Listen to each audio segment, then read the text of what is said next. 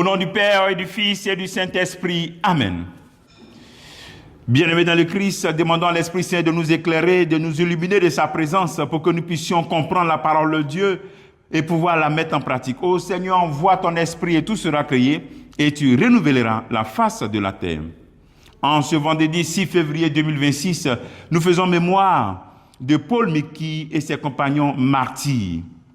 Et la parole de Dieu est de Marc chapitre 6, versets 14 à 29. En ce temps-là, comme le nom de Jésus devenait célèbre, le roi Hérode qui en entendit parler, on disait, c'est Jean, celui qui baptisait. Il est ressuscité d'entre les morts.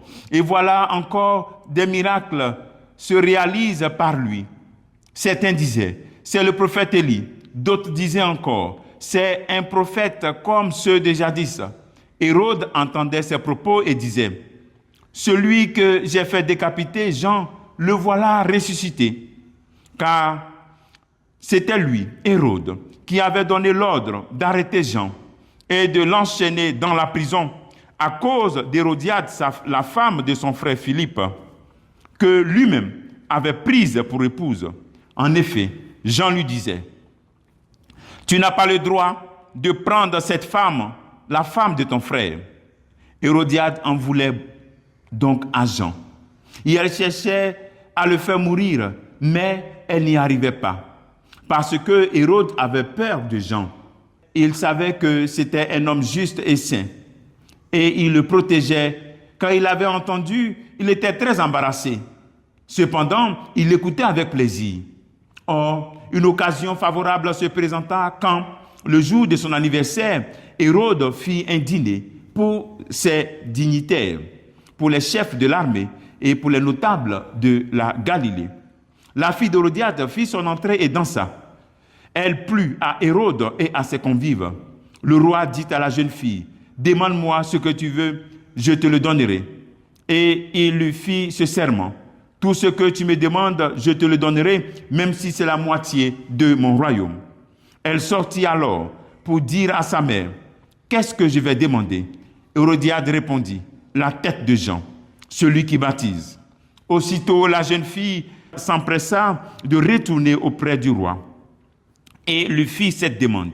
« Je veux que, tout de suite, tu me donnes, sur un plat, la tête de Jean le Baptiste. » Le roi fut vivement contrarié, mais à cause du serment et des convives, il ne voulut pas lui opposer un refus. Aussitôt, il envoya un garde avec l'ordre d'apporter la tête de Jean. Le garde s'en alla décapiter Jean dans la prison.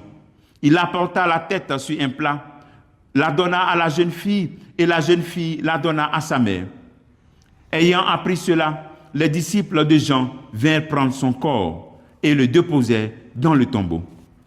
Acclamons la parole de Dieu, louange à toi, Seigneur Jésus. Nous connaissons bien cet évangile et il est rempli de leçons. Je partage avec vous quelques méditations. Le nom de Jésus est célèbre. Est-ce que tu contribues à rendre célèbre le nom de Jésus? Ce nom est tellement célèbre que voici que Hérode se pose des questions si ce n'est pas Jean qui est ressuscité. Est-ce que toi, tu participes à rendre le nom de Jésus célèbre? Qu'est-ce que tu fais pour que le nom de Jésus soit célèbre là où tu es? Est-ce qu'on se pose des questions sur ta vie, ta conversion? Est-ce qu'on s'émerveille sur ce que tu fais? Tu te dit, mais c'est qui cette jeune fille? C'est qui ce jeune homme? Mais qui il est? Où il tire vraiment cette joie? Où il tire cette fidélité à Dieu, même dans la souffrance? Le deuxième appel. Est-ce que nous disons la vérité? Est-ce que nous disons la vérité? Ici, voici que Jean le Baptiste a dit la vérité à Hérode. Tu n'as pas le droit de prendre la femme de ton frère. Souvent, nous sommes complices des attitudes mauvaises de nos amis, de nos camarades, des personnes avec qui nous vivons. Mais on a peur de dire la vérité. On voit, mais on ne parle pas. On garde le silence coupable.